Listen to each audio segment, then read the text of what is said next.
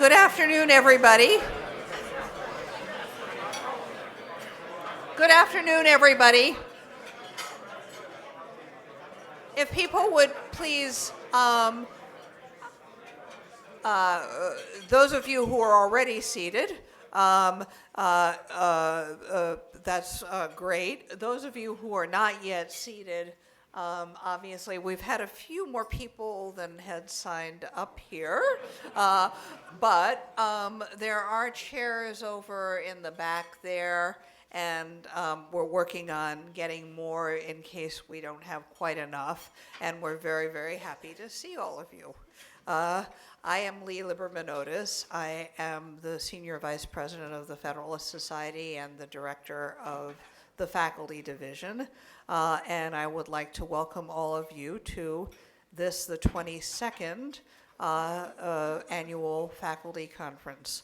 It is also, I am pleased to report, I have lost count, but it's like the 6th or so that we've done under the general aegis of the Association of American Law Schools, and therefore I would like in a minute to ask the president-elect of the AALS to come join me in welcoming all of you.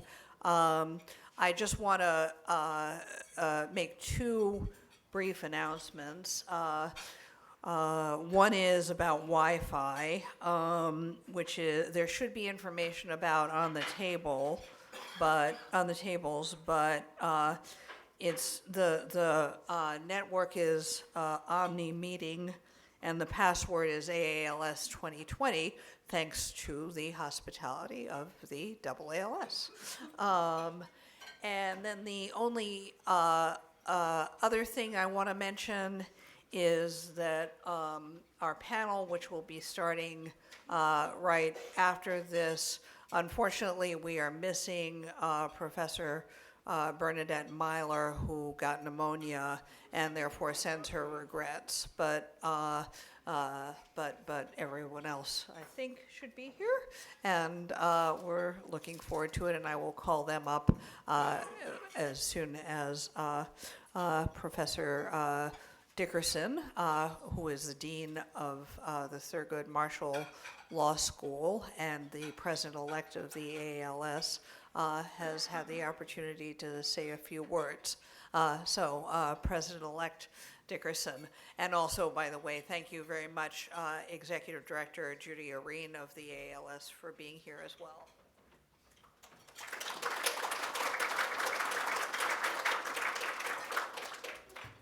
Thank you, Lee. Good afternoon. My name is Darby Dickenson. I'm the Dean of the University of Illinois at Chicago, John Marshall Law School, and will become president of the AALS in just a few hours, tomorrow afternoon. I want to bring greetings from the Association of American Law Schools. In addition to being the membership association for 179 American law schools, the AALS also serves as a learned society for the roughly 9,000 faculty at those law schools. The intellectual experiences of AALS members can be enriched by the presence of programs by other academic groups like the Federalist Society, which engage in and encourage legal scholarship from different perspectives. The Federalist Society has played a key role in encouraging and fostering conservative and libertarian thinking about the law, and has done so while maintaining a commitment to viewpoint diversity, which is a core value of the AALS. The AALS is happy to list the Federalist Society's conference in our program, and your program is indeed impressive, both in the importance and range of topics covered and in the opportunities it provides for works in process and for newer scholars to present their works. The Federalist Society has a rich history of contributing to scholarly debate on important issues of law and policy, and bringing those debates directly into law schools by providing speakers on current topics, for which I, as a law school dean, applaud and thank you.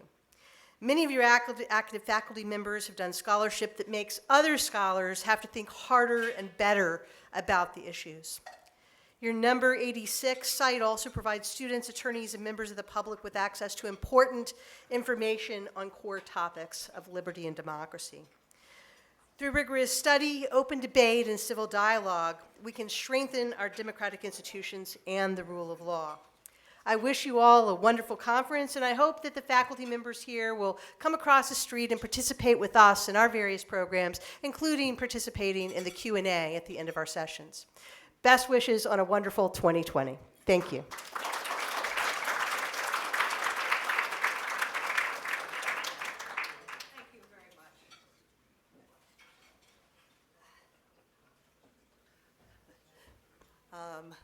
All right. Well, I would now like to call up our panelists to join us on our first panel.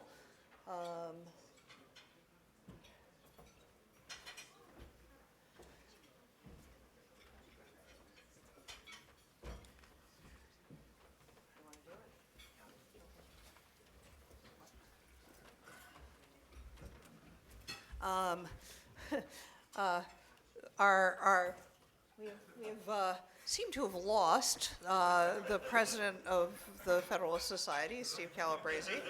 I'm sorry, the chairman of the Federalist Society, Steve Calabresi. And so instead, I think we're going to have our president, Eugene Meyer, moderate this panel. So I will now turn this over to Gene. Yes, we do. All I know is I'm first. I don't know who's second. Who's second? Randy. Who's second? Randy, I think, is second, and I'm last, I think. Okay. Well, thank you. I am a pinch hit moderator, and I think the panel, though, is going to be extremely interesting, and very much looking forward to it. I'm going to be extremely brief on introductions. We're going to start out with Professor Randy Barnett, who's at Georgetown Law School. Because of the limited time, I will fail to give the obligatory title of his chair, which I think it's Carmack, isn't it? Carmack Waterhouse. Carmack Waterhouse, right, yes. Professor of Law. Randy has been involved with us for a very long time and has been extremely helpful in many ways, and deeply appreciate his being here. So I think I will go ahead and call him up and introduce the others, and hope that Steve actually gets here in the meantime. Randy. That's really the way introductions ought to go. Here he is.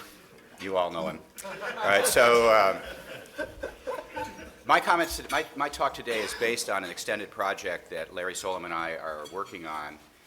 Unfortunately, that project has not developed at the pace that I expected it to by this conference. And so all the comments I'm about to make should be considered not only off the record, as always, but also very, very tentative. And I'm going to have to drop from these comments a lot of the sort of intellectual, theoretical apparatus that we have working for us in the full project. All right, so let me just start. Stare decisis is the doctrine that a court should rule the way a previous court ruled, even when the judges of the second court disagree with the ruling of the earlier court. In other words, in constitutional law, the doctrine of stare decisis says that a court should put a previous judicial ruling above a court's best judgment of what the Constitution requires. The doctrine poses an obvious problem for an originalist judge or justice. If a previous judicial decision reached an outcome contrary to what the original meaning of the Constitution requires, the originalist judge or justice is bound to rule contrary to that original meaning. In this way, the doctrine of stare decisis puts the rule provided by a previous judge above the rule provided by the text of the Constitution. Does originalism need a doctrine of stare decisis? Should not an originalist judge simply follow the original meaning of the Constitution where it can be identified, even when doing so runs contrary to previous decisions of the Supreme Court? To see why some theory of stare decisis is needed, let's first consider what's called vertical stare decisis. Vertical stare decisis concerns the precedential effect of a higher court's decision on a lower court. In the federal system, the vertical stare decisis effect of the decisions of the U.S. Supreme Court are especially important because of what should be called the Supreme Court Clause in the Constitution. The Supreme Court Clause in Article 3 reads, quote, "The judicial power of the United States shall be vested in one Supreme Court and in such inferior courts as Congress may from time to time ordain and establish." The word supreme here functions not only as the title of the court, but also specifies the function of the court. It is the highest court, and its decisions bind what the Constitution calls the inferior courts that Congress may create, along with binding the courts in the several states on issues of federal law. On this interpretation, the supremacy of the Supreme Court requires the lower courts to honor the directives of the Supreme Court, first, obviously, in particular cases. But this interpretation also supports, I think, the rule that lower courts are bound by the Supreme Court's interpretation of the U.S. Constitution, even if a lower court judge believes that the Supreme Court's decisions are inconsistent with the original meaning of the Constitution's text. When you think about it, do originalists really want lower court non-originalists disregarding originalist opinions of the Supreme Court? While I cannot present the evidence necessary to establish this claim about the original meaning of this Supreme Court clause, if it is correct, then in this respect, if no other, adherence to some version of vertical stare decisis is commanded by the original meaning of the Constitution. But what theory should inferior courts adopt? To simplify a complex subject, let me discuss two different theories of precedent that operate in the federal courts, that I will call the broad view and the classical view. On the broad view, when a court issues a statement in an opinion, such as "we hold that X," then X is the law.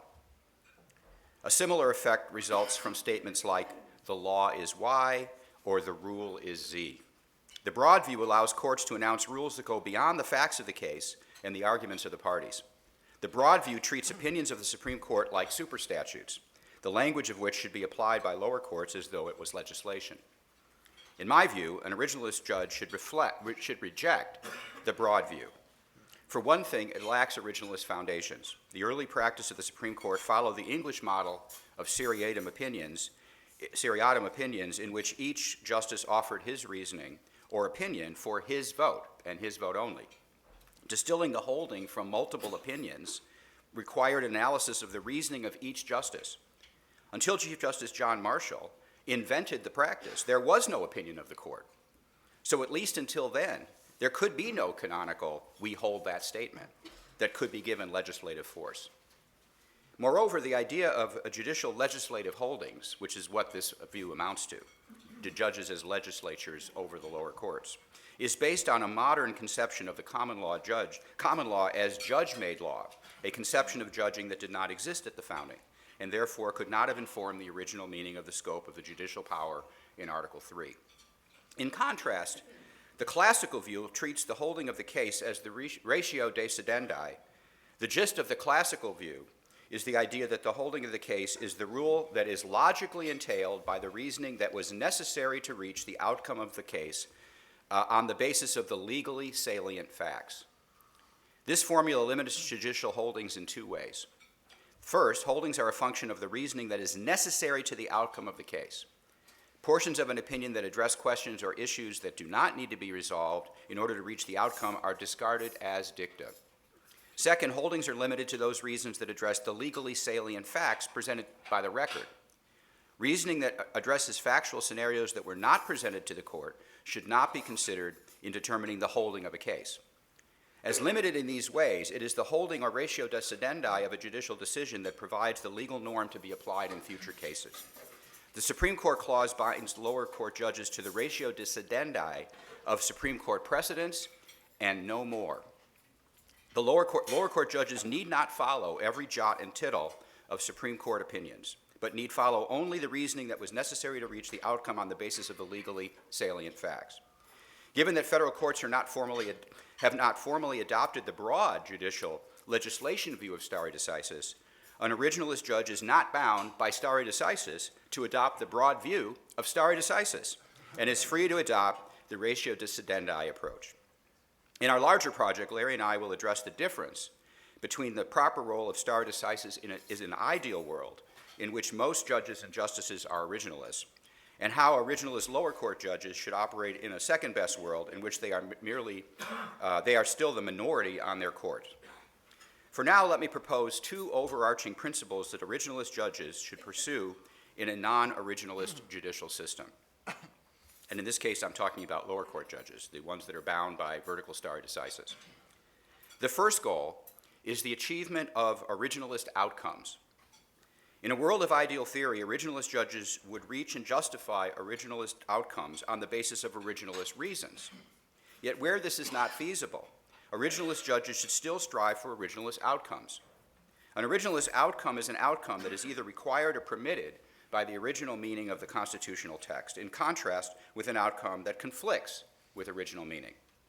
By outcome, I refer both to the bottom line, that is, judgment for a party or affirmative reversal of the decision below, and to the legal norm created by the case, that is, the holding or doctrine, the ratio dissidenti. In a world that is dominated by living constitutionalist judges, there will be cases in which the originalist outcome can only be achieved by reliance on non-originalist reasoning. Faced with this situation, originalist judges should write and join living constitutionalist majority opinions that reach the right outcome, even though this will frequently entail opinions that rely predominantly or even solely on non-originalist precedent or other considerations. Given scarce resources and time, it is not practical to write a separate concurring opinion every time a constitutional issue arises. But originalist concurrences should be written when they move outcomes and opinions in an originalist direction. For example, they can signal to the originalists on the Supreme Court that there is an originalist basis for the outcome that the lower court majority justified on non-originalist grounds. When a panel majority reaches a non-originalist outcome that is not required by stare decisis, then originalist judges should consider dissenting. A dissenting opinion can alert the originalist justices to the fact that a lower court has reached a non-originalist outcome that is inconsistent with a proper understanding of Supreme Court precedent. This message may well be heard when deciding whether or not to grant cert, or when deciding cases where cert is granted for non-originalist reasons. A second goal for originalist judges is to place a high value on political and ideological neutrality. For the originalist project to succeed, originalism must have wide appeal. For this reason, it is especially important that originalist judges and justices be willing to reach originalist outcomes, even, indeed, perhaps especially, in cases in which the result is one that would be favored by liberals or progressives and opposed by conservatives or libertarians. Let me put this another way. The originalist project will be sabotaged if originalist judges and justices disregard precedent to support originalism when it leads to outcomes they like, and ignore originalism by relying on non-originalist precedent when originalism leads to results they oppose. Progressives and liberals are deeply suspicious of originalism. Overcoming that suspicion is a large task, but it is difficult to imagine that the perception that originalism is a cover for right-wing judicial ideology can be overcome if originalists approach precedent in anything other than an ideologically and politically neutral manner. Before closing, let me briefly address the issue of horizontal stare decisis. That is, whether the Supreme Court is bound to follow its previous decisions the way inferior court judges are so bound. To begin with, it's important to observe that the Supreme Court does not treat its previous decisions as binding in the same sense that lower courts treat Supreme Court opinions as binding. Of course, the court does periodically invoke a doctrine of stare decisis that attempts to explain when prior decisions should be followed or not, as it did in Planned Parenthood versus Casey. But in practice, it's fair to say that quite unlike the inferior courts, the Supreme Court asserts the power to overrule its own prior decisions, even if the precedent is longstanding and even if it has been reaffirmed on many occasions. For some justices, Roe versus Wade is currently and will always be in play. For other justices, it's Citizen United or DC versus Heller, and a host of other Rehnquist Court decisions, for that matter, that are always susceptible of reversal. And lest we forget, modern originalism arose in response to the New Deal Warren and Burger Court's wholesale rejection of precedents that stood in the way of their progressive political agenda. This means that in practice, unlike inferior court judges, originalist Supreme Court justices, like all other justices, have the option of voting inconsistently with previous decisions. While other originalists may disagree, in my view, the original meaning of the judicial power in Article 3 does not seem to address this question. At best, it permits, but does not command, that a doctrine of horizontal stare decisis. If that doctrine should exist, if it exists at all, It's what it exists in what we call the construction zone, not as a matter of interpretation. Now, is there any role for horizontal stare decisis at the Supreme Court? At a minimum, I would say that Supreme Court justices should give stare decisis weight to previous opinions of the court that a justice is satisfied utilized originalist reasoning in good faith. The reason for this is epistemic. Originalist research is difficult and time-consuming, and we cannot be confident of the conclusions of originalist analysis until it is subjected to genuine peer review by other originalist scholars holding different views. I may read an article that seems very, very persuasive to me, but if it's not in my own area, I reserve judgment until I see what some critic who works in that field says about that particular argument, because they're going to point out things that I don't know that that author may have missed. For this reason, originalism requires a division of labor between scholars who research original meaning and application in advance of a particular case or controversy arising, and an originalist judge or justice who must decide many cases under pressure of time.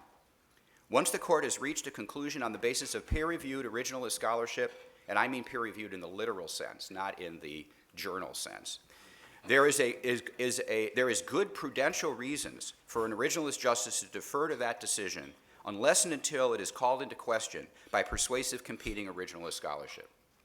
Having said this, like lower court judges, originalist justices need to make pragmatic judgments about when to write separately and when to dissent.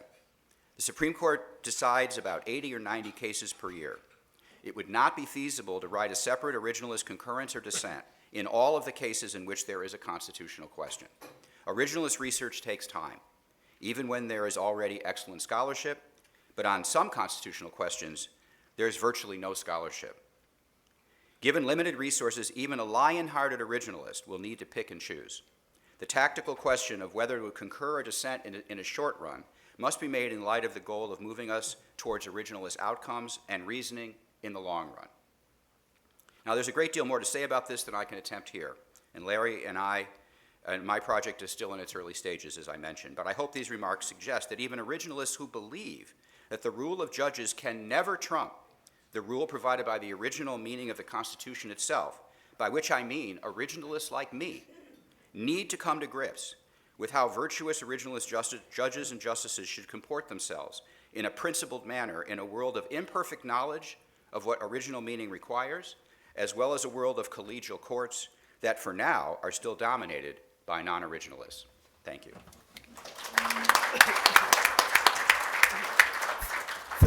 Thank you, Randy. Next, we have Professor Randy Kozel from Notre Dame Law School. Randy?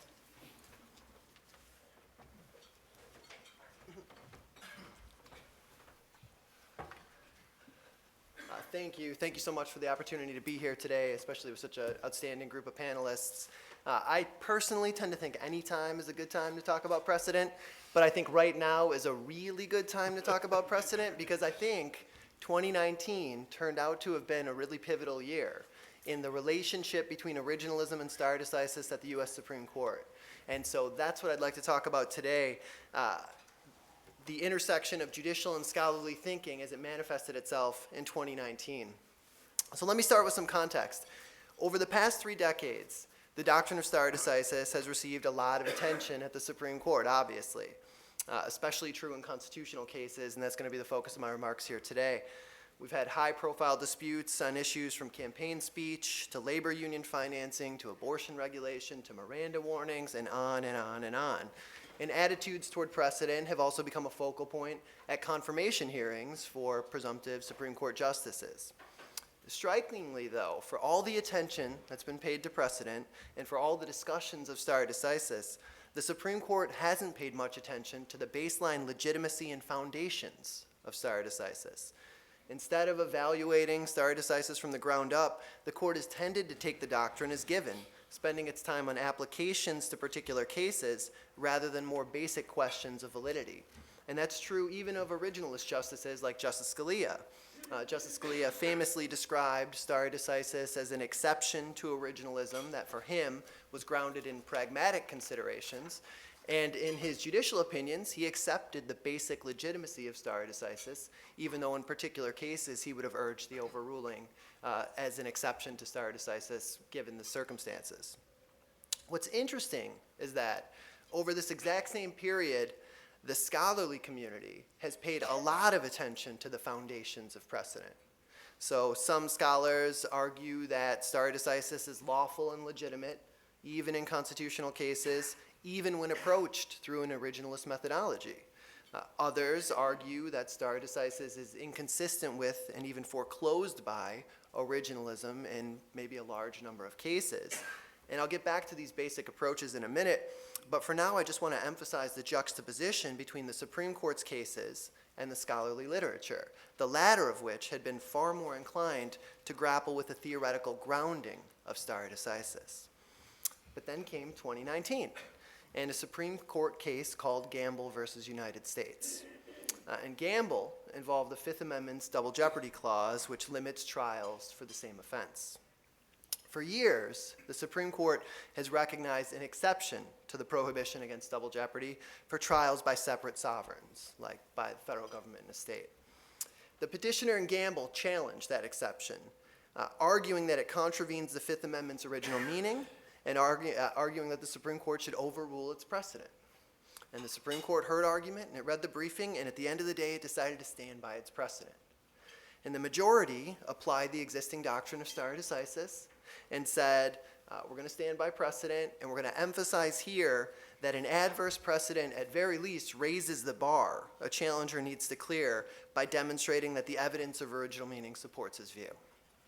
But Justice Thomas writes separately, and in his concurrence, he offers his own thoughts about the role of precedent in constitutional interpretation and in legal interpretation more broadly, and I think this is where things get really interesting, because Justice Thomas starts to incorporate this academic work that's been out there. He draws heavily, in fact, on the academic work examining the connection between originalism and stare decisis.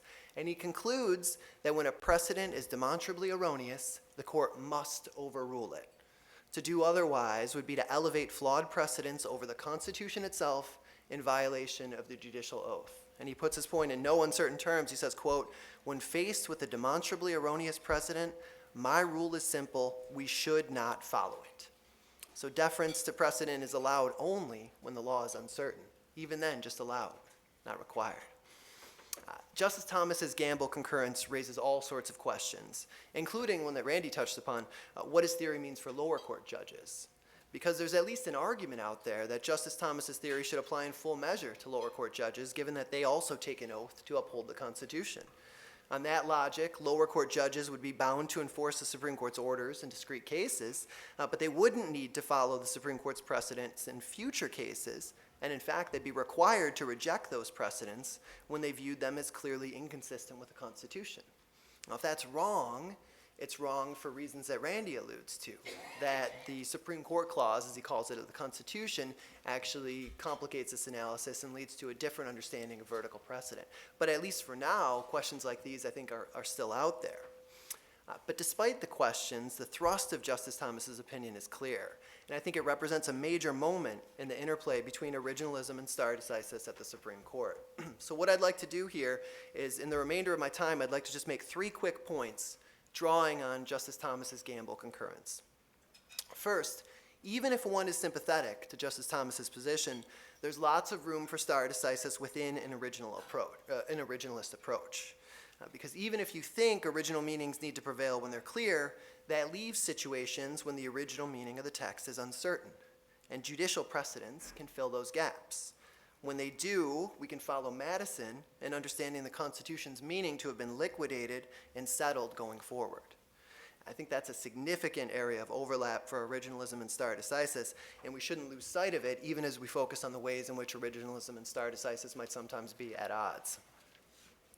Second, notwithstanding Justice Thomas's concurrence, I think there's a structural argument for stare decisis, even in constitutional cases, and that the argument is consistent with originalist premises. Now, I should note here that some scholars, including John, have argued that the text of Article 3, and specifically the reference to the judicial power, authorizes the doctrine of stare decisis. The structural argument I'm about to walk through doesn't conflict with that position. It just focuses on other aspects of the constitutional framework. So for example, life tenure and salary protection mean that federal judges are insulated from official and electoral control by design.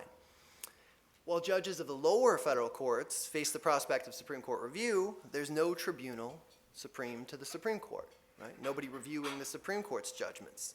So if the justices are to face constraints on their decision-making, those constraints need to come from somewhere else.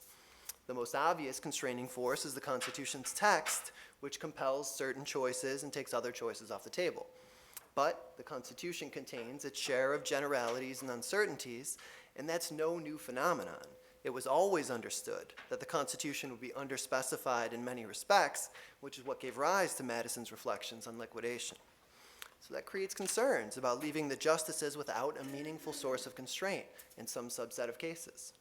That's where precedent comes in.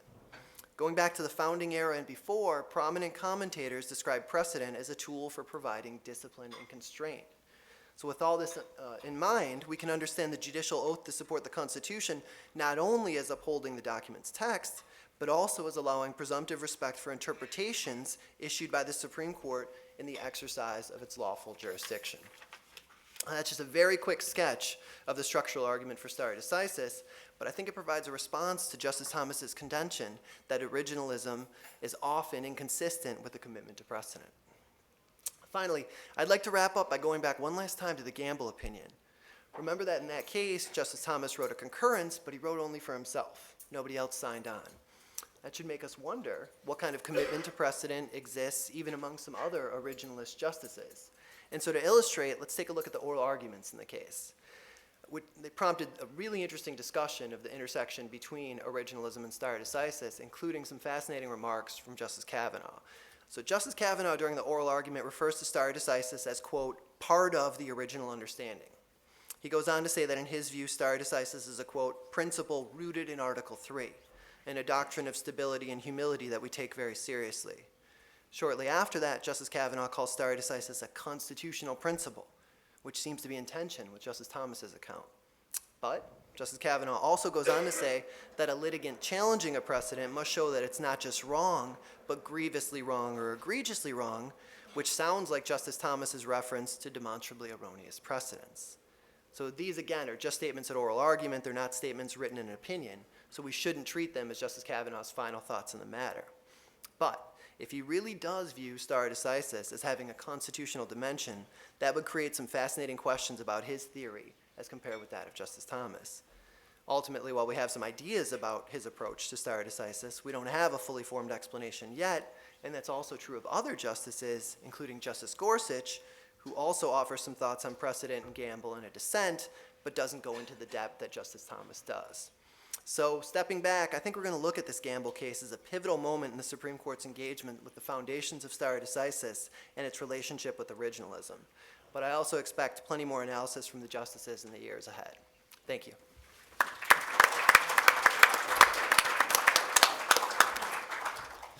Thank you. And our last speaker is Professor John McGinnis from Northwestern. I forgot to say I didn't know the title of your position at Notre Dame, and I don't remember John's title at Northwestern either, but John also has been involved with us for a very long time. So without further ado, I will call up John McGinnis. Well, thank you so much, and thank you as always to the Federalist Society. In some ways, of course, the discussion here is a tribute to the Federalist Society because when I first came to these panels many years ago, there wasn't really much point in discussing the relation between originalism and precedent because originalism was so weak. It's a tribute to the rise of originalism that precedent now has become, and its relation to originalism has become such a central question because now, with the power not only of justices on the court, but with originalist scholarship, we raise continual questions of the relation of the hundreds of decisions in the Supreme Court reporters that may not be squared with originalism. So really, in some sense, even the topic of this panel is a cause for celebration. So today I'm going to defend an intermediate position on horizontal stare decisis that Mike Rappaport and I have developed. And by intermediate, I mean that it rejects the position of scholars like Mike Paulson and Gary Lawson, who believe that giving any non-epistemic weight to precedent in constitutional law is illegitimate. So we reject that. We also reject, I think, the view of a lot of scholars, I would put Thomas Merrill and Henry Moynihan in that case, who believe that such precedent has a strong presumption in favor of being followed, really regardless of whether it's in keeping with the original meaning. Against the first group of scholars, we argue that it is constitutional to follow a non-epistemic view of precedent and wise to do so under rules that attempt to capture the circumstances when abandoning a prior decision would be more likely costly than beneficial.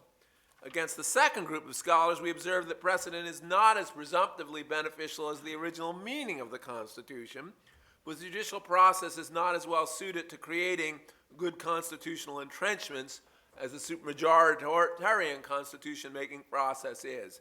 It's therefore a mistake to generally privilege precedent over original meaning and substitute some general presumption in its favor rather than define some much more carefully circumscribed rules of precedent. So first of all, as Randy alluded to, Mike and I believe that precedent giving some non-epistemic rate has been part of the general law or common law in the Anglo-Saxon tradition for a very long time. We think that, therefore, it is that at least given the authority to judges to apply that as part of their power under traditional power, and therefore their power they inherit under Article 3's judicial power of the Constitution. I don't have time to go into the enormous amount of, I think, evidence for that proposition in England that is shared by theorists like Blackstone and Hale over on this side of the water, by both anti-federalists and federalists like John Adams before the Constitution, and by jurists immediately in the early Republic, to which we, I think, should look to understand the working out of the Constitution. But let me talk a bit about, and we've already discussed Justice Thomas's very important opinion in Gamble, about why I think that opinion is wrong in some respects. There, Thomas recognizes that judges in England at the time of the Constitution applied, in some cases, a robust doctrine of giving non-epistemic weight to precedent, but rejects the notion that federal judges have any authority to follow a similar doctrine today in statutory and constitutional cases. For Thomas, the difference is that the English common law was judge-made, but, and here I quote from him, we operate in a system of written law in which courts need not, and generally cannot, articulate the law in the first instance. I think the problem with Thomas's historical argument is that judges in England also interpreted written law in the form of statutes, and parliamentary supremacy debarred them also from, quote, articulating the law in the first instance in that context as well. And nevertheless, courts regularly applied stare decisis, or at least gave precedential weight to matters interpreting the written law of statutes. Thus, it isn't actually, I think, true that the change to written law in the Constitution put the traditional rules of precedent outside the scope of judicial power that judges possess according to Article 3. And while Thomas argues that precedent should only be followed if the decision is not demonstrably erroneous, I don't think there was such a clear limitation or distinction applied at the time of the Constitution. For instance, in a case, Ellis v. Smith, the question decided in 1755 in England, the question was whether a testator's declaration before 3 witnesses that it was his will and testament is equivalent to his signing the will to make it effective under the statute of frauds. Precedent strongly favored that position, and as Sir John Strange stated, the case has been considered so many times and has so many authorities that it may be considered settled. But he went on to say he really thought it was wrong. It's a dangerous determination and destructive of the proper barriers of the statute of frauds. So I think there's problems with Justice Thomas's historical argument, nor do we think, unlike people like Gary Lawson, that the Supremacy Clause requires judges to ignore precedent. And the argument here is that it fails to mention precedent as the supreme law, like statutes and the Constitution. First, note how radical a position this would be. It would require justices to allow precedent not only in constitutional cases, but in statutory cases. Second, I don't think this is the natural reading of the clause. The concern of the clause is for courts to apply federal constitutional and statutory law as opposed to state law. It does not on its face disturb the traditional judicial power to apply precedent. In fact, given the long tradition of precedent, an instruction to apply precedent would have been, an instruction to disregard precedent would have been very odd, and I think a more clearer statement would have been required to come to that conclusion, particularly so because the Supremacy Clause includes clear statements getting rid of other common law authorities. At the end of the Supremacy Clause, they have the so-called non obstante provision that says anything in this clause notwithstanding, and that was that language, which seems sort of opaque to us, was meant to get rid of a common law understanding that judges should try to harmonize laws, should try to harmonize state and federal law, and it says, no, don't do that. Give federal law supremacy even when you might be able to harmonize it with a state law.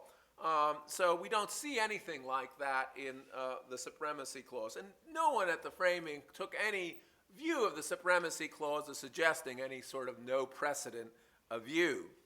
But having said that precedent is legitimate, I don't think the rules the Supreme Court applies today of overruling past precedent, I don't think they're mandated by the founding. They effectively create a presumption in favor of precedent, but that presumption isn't justified. Instead, precedent rules should balance the benefits of following the original meaning against the benefits of following precedent. In other words, since precedent is a common law matter, its rules should represent the optimal trade-offs in the specific context of constitutional law, something that actually hadn't been worked out at the time of the founding. And the benefits of following an original meaning are so great that the presumption should be against following erroneous precedent except in certain specified circumstances. Before giving some of those rules of precedent that I think we should follow, let me briefly recount the benefits of following originalism to show why that should really be the presumption in our law. First, as Mike and I have discussed in some lengthy law review articles, the original meaning of the Constitution is likely desirable because it was enacted through a supermajoritarian process that gets a continental consensus.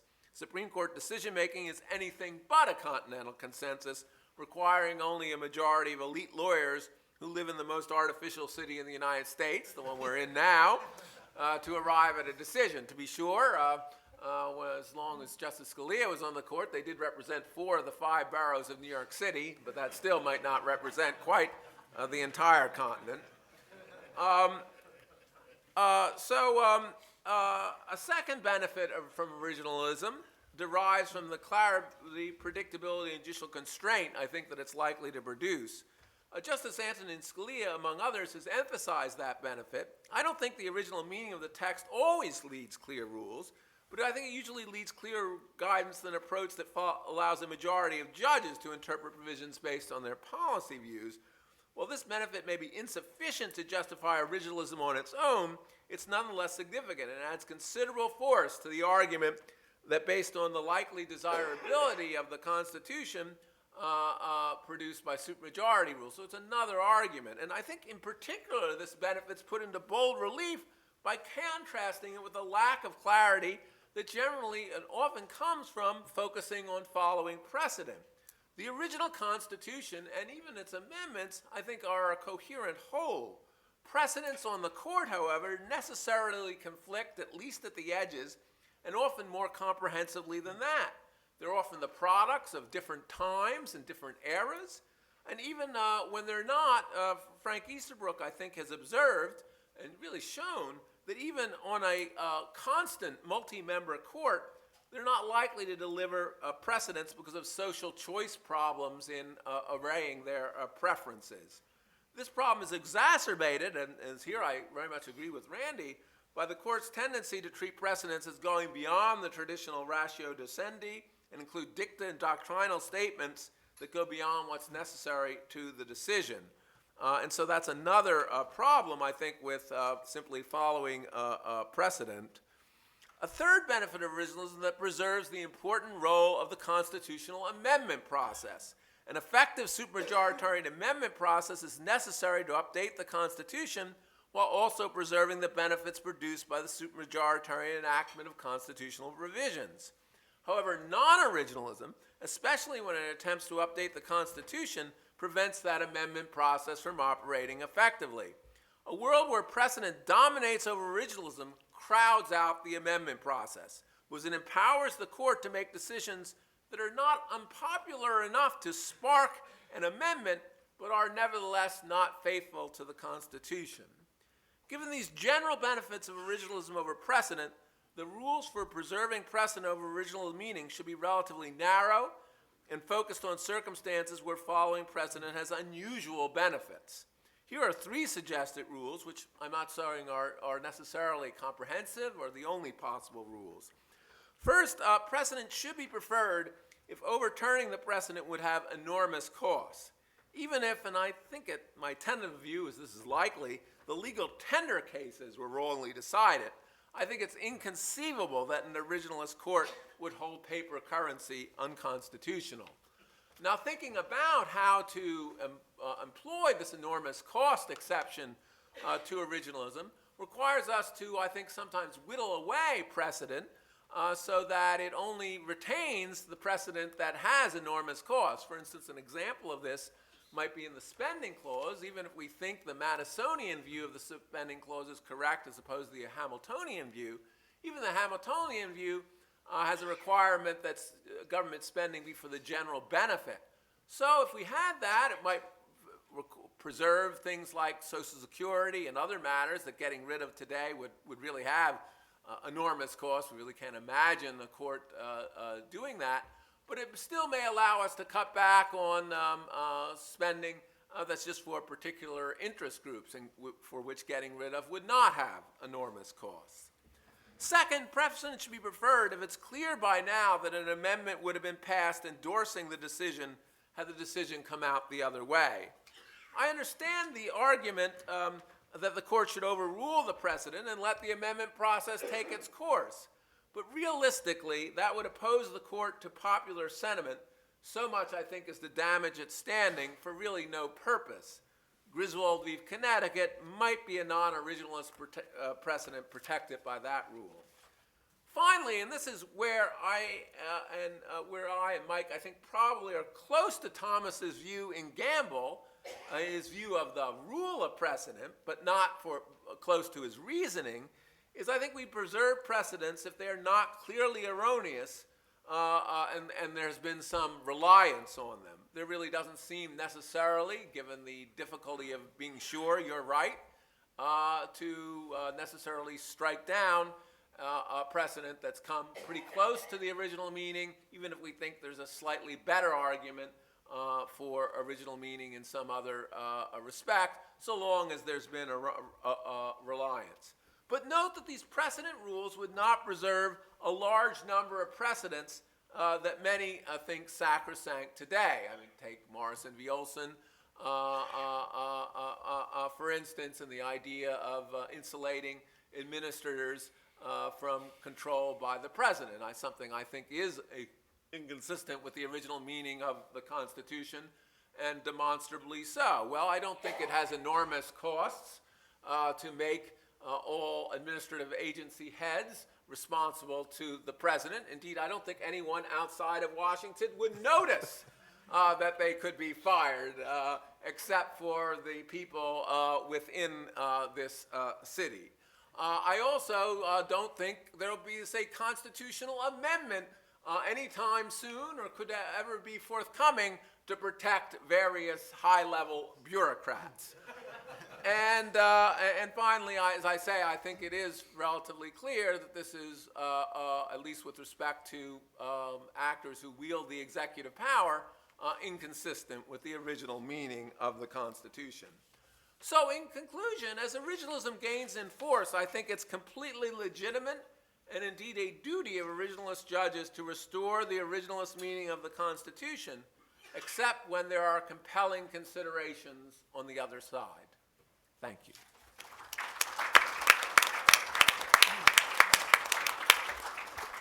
Thank you, John. Three very interesting presentations.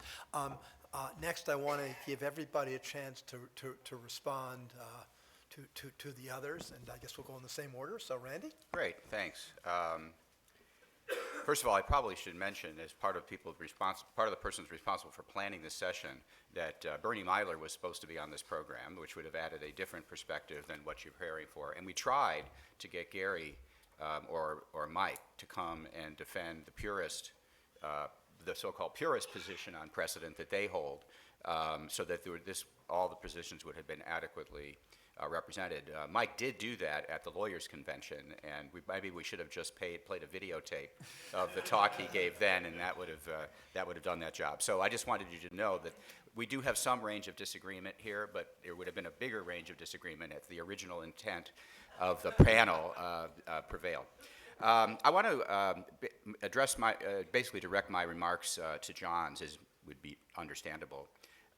We agree about a lot. I want to begin by stressing that I think his terminology of giving precedent non-epistemic weight is extremely helpful in this debate or in this discussion, because that's what really is their disagreement about. I don't think originalists would have that much disagreement about the epistemic use of stare decisis that I described in my original talk, and that is where we don't really know whether something is against the original meaning of the Constitution. You don't invalidate a law based on that. And when a prior court has engaged in a good faith originalist analysis, it would take some doing for a subsequent judge or justice to say, oh no, you guys were all wrong and I'm right.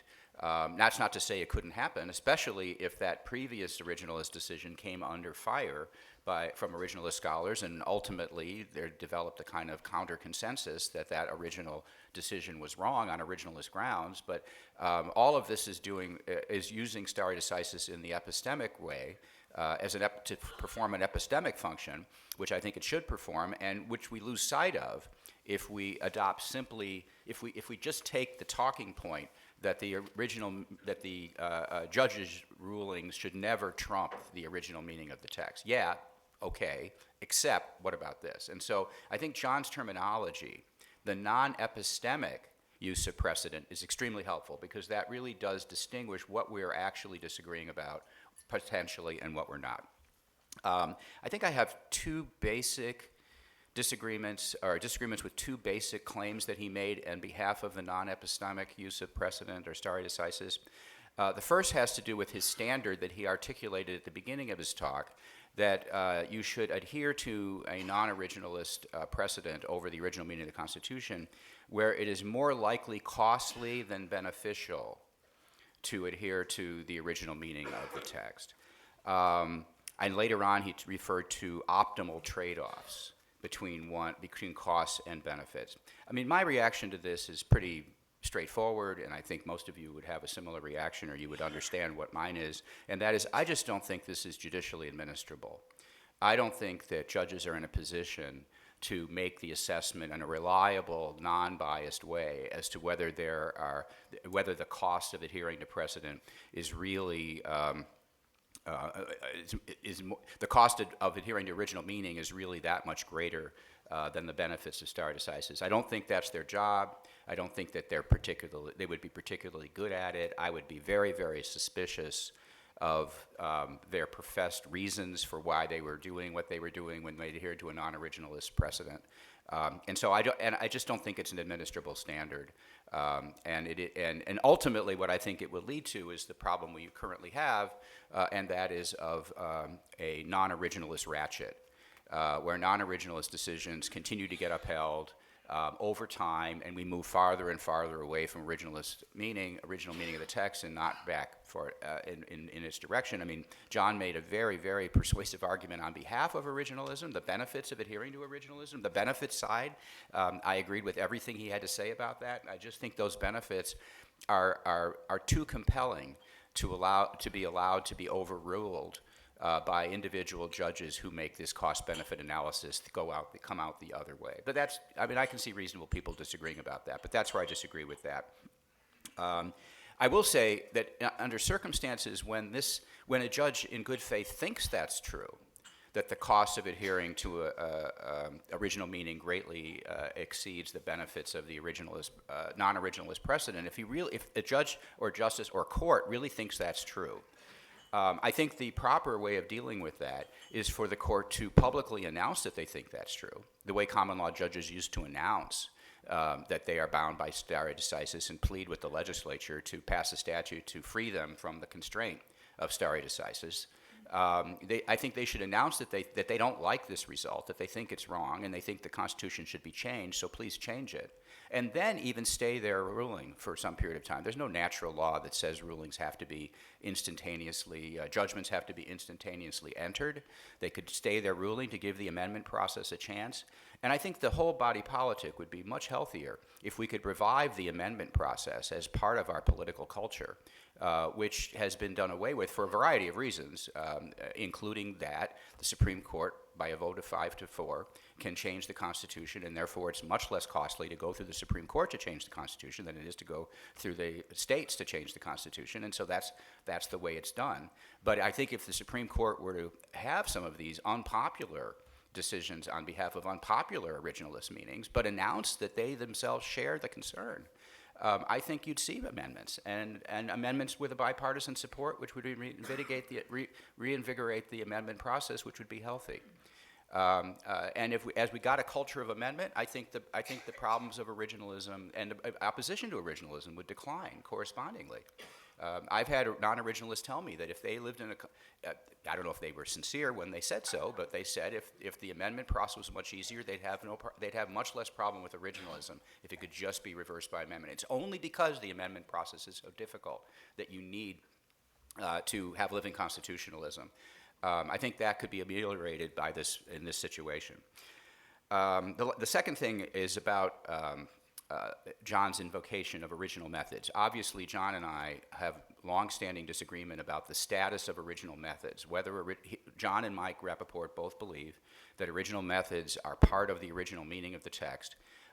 Larry Solomon, I, and others believe that if they have any role to play, they could conceivably be part of original meaning if they really were widely shared the way the rules of grammar in English are widely shared. They could be part of original meaning, but generally speaking, that hasn't been shown in most cases.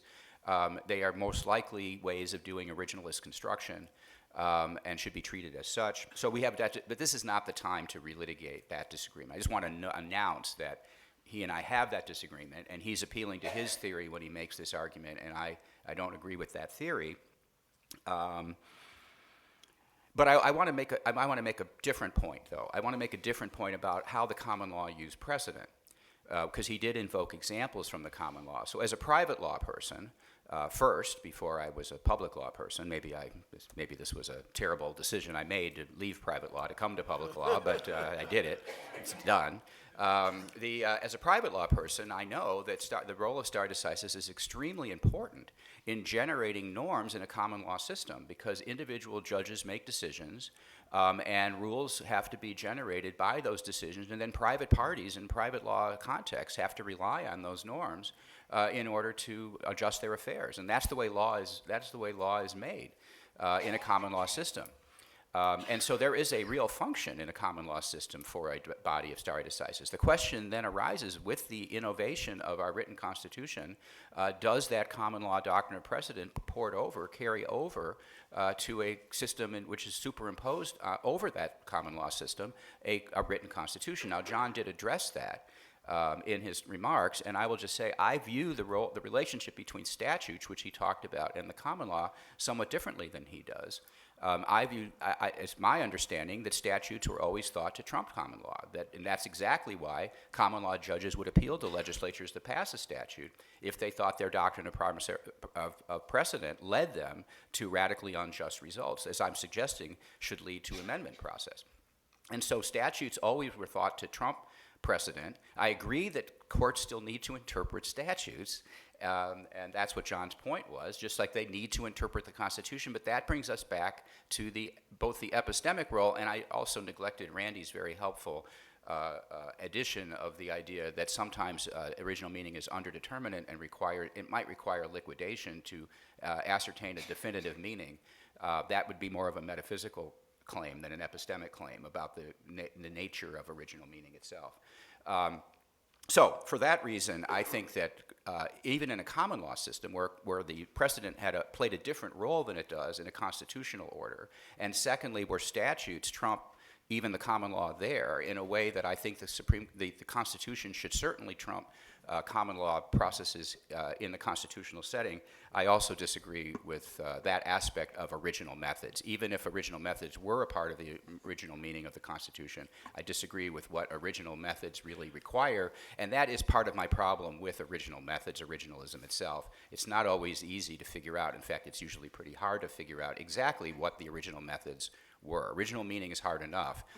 Superimposing original methods on top of original meaning just compounds the difficulty. Do you want to jump in first? Okay. You said your name. Yes, a few You're good to go. times. I said your name too, but it was to say something nice about you. So. I probably won't be able to respond to everything Randy said, but let me make a few points.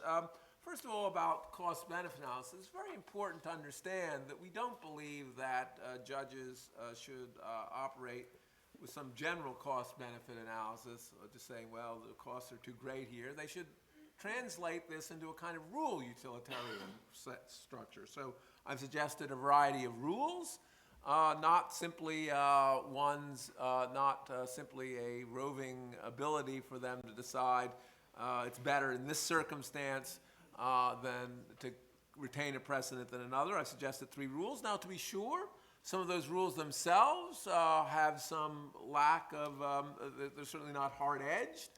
Enormous cost, for instance, is sometimes difficult to cash out. But that's going to be true of really any precedent rules. Even Justice Thomas, really the most anti-precedent person on the Supreme Court, perhaps has ever been on the Supreme Court, says, well, I'll follow precedent when it's not demonstrably erroneous. Well, even that's going to require judgment. And I don't think you can avoid judgment as a judge. And so I don't think that is necessarily a problem with the rules we suggest. And again, it's a trade-off. It's a trade-off against having no non-epistemic weight to precedent. I think that's really quite problematic. I mean, if indeed the legal tender cases are wrongly decided, it's quite shocking to think that the court could overturn them tomorrow. And I don't think it's really an answer to say, well, we'll give you a stay for a while. Maybe you can pass an amendment to validate paper money.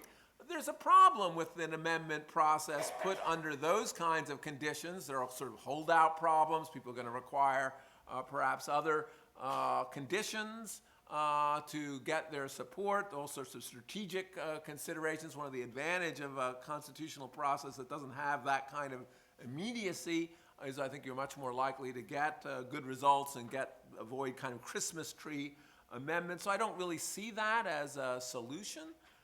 So I think I'm not at all suggesting that the rules of precedent are for a perfect rule. There are going to be problems of judgment, but the rules of precedent, we have to remind ourselves, are only necessitated by a court that makes mistakes.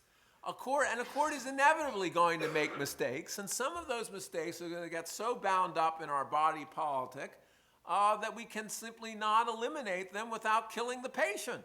And so that's my response to Randy on that. The other things I think are a little less important. So let me just make a for those, and I think this may be mostly of interest to those who are very interested in technical debates about originalism, our position with respect to precedent is really not arguing that precedent is an original method, but that precedent is authorized by the judicial power, and then the rules of precedent, like any general rule or common law, should take account of the costs and benefits, particularly in a basic system. So this really, I do not think, is a chance for Randy and I to articulate our endless debate about the question of how to understand the Constitution. I would say that our originalist methods, just to push back a little bit on it, really depends, I think, on the view that the Constitution is written in the language of the law, that it's quite, would be best understood by lawyers, and that would necessarily mean that the best understanding of it in certain cases would bring in legal methods of understanding. But I don't think that is really the debate here. And with respect to debate about the common law, I would say is that I think statutes are written law like the Constitution, and the way English judges, and judges, of course, in colonial times, dealt with statutes are presumptively a way of thinking about how they thought about the Constitution. Moreover, there was no break once we saw the Constitution come into effect. Judges considered a precedent, to be sure, not only judicial precedent, but other kinds of precedent in construing the Constitution. So there's no sense that there was some sort of evulsive change because of the written nature of the Constitution and the way judges regarded precedent as part of their judicial power. Can I ask you a question about that, John? Because it's my understanding that one of the common law principles was that statutes in derogation of common law should be strictly or narrowly construed. Because common law was considered to be a definition of the background rights of the people, and then statutes were being an interference with those rights, if they were really violating the background rights of the people, should be very strictly and narrowly construed. Do you think that that principle also ports over as part of the judicial power, and so the Constitution should be narrowly and strictly construed where it's in derogation of the background principles of natural rights, let's say, or the rights retained by the people? Do you think that also ports over? No, I don't necessarily think so, because I think there may be differences between the Constitution and statutes. In this case, though, I don't see the difference between Constitution and statutes. This basic problem for precedent is dealing with a problem of judiciary, that it makes mistakes at some point, and yet at some point those mistakes may be so integrated into social practices that it is a problem for the judiciary themselves to eliminate it. I just think you already see the problem here, that you have to distinguish those practices at common law and how they dealt with statutes from other practices at common law and how they dealt with statutes, and some of them are in and some of them are not because of the nature of the Constitution, and I would say because of the nature of the Constitution, that hard, strong, robust theory of stare decisis that's associated with the common law has to be qualified by the fact that we live under a regime of a written Constitution. Mr. Gazelle, do you have anything you would like to Nah. say? He doesn't have anything to say. On this, do you want? He's only the guy that wrote the book on precedent, right? So what does he have to add to this whole thing? I'm mostly just listening. I don't think my mic's going on. Can I borrow yours? Sure. No. Yeah, you can borrow mine. Depends on what you're going to say. Thank you very much.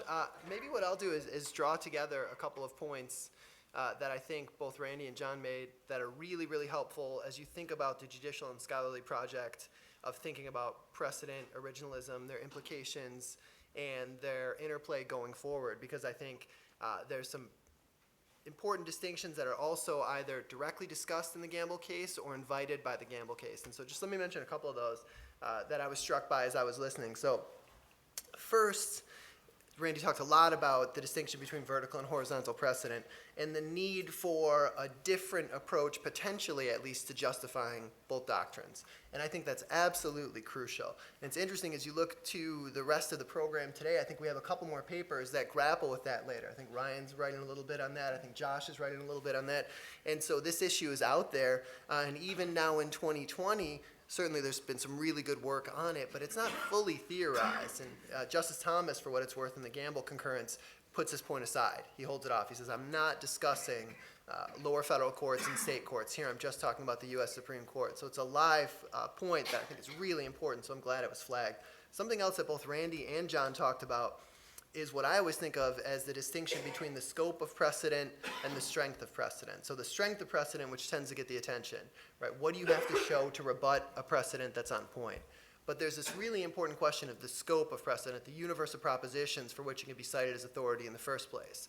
And this is the holding dicta debate or the ratio debate or what have you. And I agree that it's absolutely crucial that we think more and that the Supreme Court talk more about the rules of precedential scope. And recognize, as Randy points out, that you can have rules of precedential scope. I think precedential scope in the courts is often treated as something that isn't really rule-bound. You have a couple general principles, well, this is holding and this is dicta, but you don't go further than that. And I think that leads to all sorts of problems with regard to applications of precedent seeming unprincipled, and these arguments that, well, you can get around anything if you distinguish it to death. It doesn't need to be the case, but I think there needs to be more thinking about the rules of precedential scope. So I was really glad to hear that from both John and Randy. There's also another distinction that comes out of both of their comments, and that's at the heart of the Gamble opinion, the concurrence, what the Constitution requires versus what it permits on the matter of stare decisis. It could be that the Constitution permits deference to precedent, but doesn't require it in some significant number of cases. And then we can talk about what should be our guideposts in that space, right? That's a very different analysis than if precedent is either required or forbidden in those cases. And so I think that's really important to continue talking about going forward.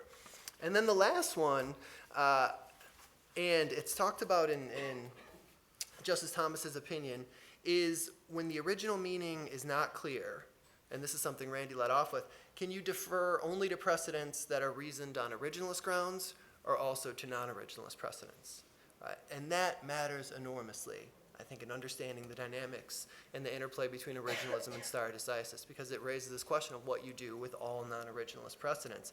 And let me just give you a little bit of what Justice Thomas says about this. So I don't know that he talks about it directly, certainly not as directly as some scholars have done, but here are two passages that I think are interesting on this point. He says at one point, federal courts may, but need not, adhere to an incorrect decision as precedent, but only when traditional tools of legal interpretation show that the earlier decision adopted a textually permissible interpretation of the law, right? Traditional tools of legal interpretation. But then he goes a little bit further later in his opinion, and he says, written laws have a range of indeterminacy, and reasonable people may therefore arrive at different conclusions about the original meaning of a legal text after employing all relevant tools of interpretation. I think that matters a lot, right? Is the zone in which, on Justice Thomas's view, and the view of anybody who subscribes to a similar account of originalism, is it that when the Constitution is unclear, any reasonable interpretation can warrant deference, or only reasonable applications of the original meaning? And like I said, there's some language at least suggesting that Justice Thomas might fall into the latter camp. But in terms of the practical effect of some of these conceptual debates, I think that one's going to be one that we're going to have to pay more attention to, and we're going to see the court paying more attention to in the years ahead. Okay, well, thank you all. Let's open things up to questions. And I don't see mics in the room. We have a floor mic. we have a floor mic, that's great. And we have a number, for normally the moderator asks an initial question that's quite unnecessary in this crowd, I think. Particularly for an unprepared moderator. Josh Kleinfeld. Hi, Josh. Thanks everyone for your fascinating talks. My experience, peer review doesn't really settle things. Peer review just maybe gives a range of finite, plausible responses, seem to do battle perpetually until some paradigm shift introduces another range of plausible responses. I've just finished writing a brief blog post about the Supreme Court's quite recent vagueness cases, Johnson, Davis, and DiMaia. And in it you see, particularly in DiMaia and Davis, you see Justice Gorsuch and Justice Thomas fight a mighty battle over the originalist credentials of vagueness doctrine. I was just reading Worman versus Hamburger on the originalist credentials of the administrative state.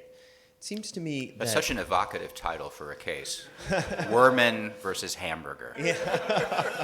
sounds like a recipe. The thought here is that originalist meaning, it's naive to think that historical meaning is somehow fixed or settled. In fact, the original's credentials of any particular claim about the Constitution will be the subject of perpetual dispute among historians and historically oriented lawyers and law professors. And so if we take that on board, as sort of a fixed fact about the world, that historical facts are subject to dispute, what would the implications be for precedent and originalism? And I'd like to suggest that it makes the idea of disregarding precedent to the extent that, say, a Justice Thomas would like, quite alarming. One thing it means is that the Constitution's meaning will be even more radically unfixed than it is now if we focus purely on original meaning.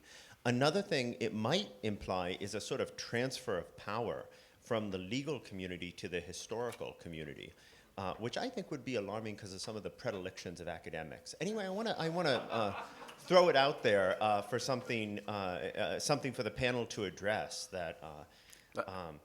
Let me take a first crack at this. I have a feeling what I'm going to say John is going to agree with. We'll see.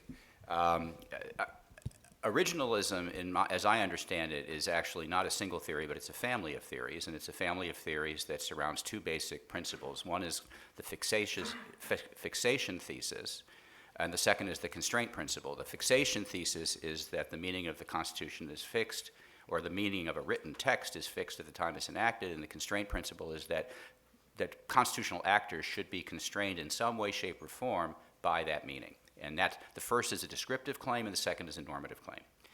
And so I take the thrust of your question is that supposing we just disregard the first claim, so we just throw out the fixation thesis, might that have an effect on the relationship of stare decisis to originalism? Yeah, I would say it would, because you're throwing out originalism, essentially. You're basically saying that for reasons that you articulated, you're just not going to, the meaning of the text is not fixed at the time it's enacted, and therefore, obviously, it might pose a problem to try to follow this meaning that isn't actually there. So what you've just articulated, in my view, is a fundamental challenge to originalism. It is not, and obviously it would have implications for stare decisis if originalism was false. In its basic claim. But the first point you made, I actually was thinking of making it a similar point myself, and that is that peer review doesn't settle everything, because I think that's demonstrably true. As somebody who participates in debates, very lengthy debates with other originalist scholars about, for example, the meaning of the Ninth Amendment, the original meaning of the Privileges or Immunities Clause of the 14th Amendment, and no one ever, people die, they don't go away. It requires a Kuhnian paradigm shift to actually change anybody's mind, because people are committed, they don't change their minds. So these debates go on. So I think that this is an astute observation that needs to be incorporated into the discussion, and I just, in the interest of time, didn't mention it. So let me just suggest that, and I think this is actually where Mike and John come out as well, that really all that originalism requires in this respect is for judges to choose what they think is the stronger of the arguments. There's not going to be, the judges themselves are not, they're going to be mostly consumers of this scholarship. They're not going to be producers of it. And they're like judges. What do judges do? They hear arguments from both sides, and they pick the stronger of the, that's what they do for a living. They don't generate the arguments, they hear the arguments, and then they choose the stronger of the two sides. And in their own judgment, what the stronger of the two sides. It's their responsibility to. And they make mistakes picking, but that's what they have to do. So I would think that the reason why I stress the importance of peer review in the real sense is it gives them two sides to pick from. It exposes them to both sides. They don't have to, it's really hard if you only hear one side of an originalist argument to imagine what the other side is. No, I can't do it. I can't really do it. and I'm sort of, this is my job. And so I don't expect judges to be able to. So the point of peer review is to give them to give them the choices, and they can pick between Evan Bernick and my view of the Privilege and Immunities Clause, or Kurt Lash's view of the Privilege and Immunities Clause, or my view of the Ninth Amendment, or Kurt Lash's view of the Ninth Amendment. They can pick what they think is most persuasive, and they may pick wrong, but that's the nature of our reality. Please go ahead. Sure, so I'm still off your camera. So thanks, Josh. So I guess I would add to that, so I think your question contemplates a relatively broad universe of situations in which two originalists would disagree, both seeking to apply the originalist methodology would come out to different conclusions. And if there's a relatively broad universe of those situations, I think it puts a lot of pressure on the question of what presumption we adopt. And so this goes back to the issue that Justice Thomas raises, where he says, okay, in those situations you may defer to precedent. But then the question becomes, should you? And what should you look to in making the decision whether to defer to precedent or adopt some other sort of presumption? Because we can imagine other presumptions. You could presume in favor of the validity of federal legislation in a Thayerian type of way. You could flip it and presume, no, I'm going to adopt a presumption against federal power and in favor of state rights. You could adopt a presumption of liberty, like Randy has discussed, or you could adopt a presumption of stare decisis. And so if we have a broad universe of those situations, it makes it all the more important to determine, all right, what is the plausible range of presumptions, and how are we supposed to think about which presumption to adopt? Are we just arguing them ground up in normative terms? Do we think there's something in the Constitution that points one way or another? And so I think that's kind of the next stage of this debate in a lot of ways. So I would make 3 points. One, that I think if your view is right over a large range of cases, it does show that, I think, a rule that in some ways we may relatively all accept, that if you can't show a precedent is demonstrably erroneous, in other words, if it has some support, substantial support in the history, we're unlikely to overrule it. And I think there's a lot of, I think that might be, again, maybe Lawson, Paulson don't take that position, but I think that's shared. It's a sort of not all for the same reasons, but I think the predominant, at least one rule that originalists predominantly share. I think that might take care of that. I think Gary and Mike do take that position at some level. Maybe for epistemic reasons. Right, for whatever, right. Right. So I do think that helps. Then, secondly, I think there are a lot of areas where I think originalists, in good faith, there would be very great support on one side of the proposition that are very important. So in a world where we were originalists, we essentially were all originalists, we would not get the Commerce Clause meaning anything that touches on economics. I don't think there's a good argument for that on the other side. And of course, Randy has, I think, done a lot of enormous important work on that. I think it's very hard to figure out how anyone could say that one man, one vote comes out of the 14th Amendment. In fact, of course, famously, Harlan shows that, and they just ignore him in that case. So a world of originalists really make a difference, even if it's not going to make a difference in each case. And finally, and this is, I don't think we have much to worry about the historians. Looking at the way historians actually talk about constitutional law, in my experience, they're almost never persuasive as compared to way legal scholars who are informed by history, because they really don't understand, I think, the central questions, which is we're trying to figure out what the meaning of a provision is. We're not looking at the general social movements of the time. So until they reform themselves, I'm very confident that lawyers will be in control, not historians. Professor Strang. That was a really great panel, and I have what I intend to be a modest question for Professor Barnett. In your talk about vertical stare decisis, you gave 2 rules for lower court judges in a non-ideal world, and one of them is to try and reach originalist results through mechanisms which can, in some cases, should include non-originalist reasons and non-originalist precedent. I guess I wanted to know what would be the reason to not require lower court judges to make those arguments in addition to making the originalist arguments? And I can think of a sound reason why they should be required. So the virtue of justice as lawfulness requires them, pursuant to their oath, to try to follow the original meaning, and then the virtue of transparency would require them to articulate that honest reason behind it. Right. This is really part of our project that dropped out of my presentation entirely. The answer to your question. I'll try to keep it brief. Basically, we think that on a collegial court where there's work to be done, it is asking too much of judges to act non-collegially towards other judges and insist on their language in opinions that they are basically in agreement with the outcome of on originalist grounds, and never join one of those opinions. And this would be considered uncollegial by other judges. It would not be. They would not be treated well. And I don't think it's not in their interest. It's not in the interest of the agenda that the ultimate long-run interest of originalism generally, that they should act in such a non-collegial way. And so there are other practical considerations in terms of the time that they even have to devote to writing what would have to be an originalist concurrence in every case that is being reached on non-originalist grounds. I think that's asking too much of real-world judges doing their job. And so these are all prudential reasons why they should be committed at a minimum to originalist results, but not necessarily to originalist reasoning, unless I said there's a way it could perform an important signaling function to the higher courts. There's just, if you have the time and if you have the expertise and if you want to write a concurring opinion, I'm not opposed to them doing so, but I'm willing to allow that slack needs to be cut so they get along with their fellow judges and do the job that has to be done. Professor Gerber.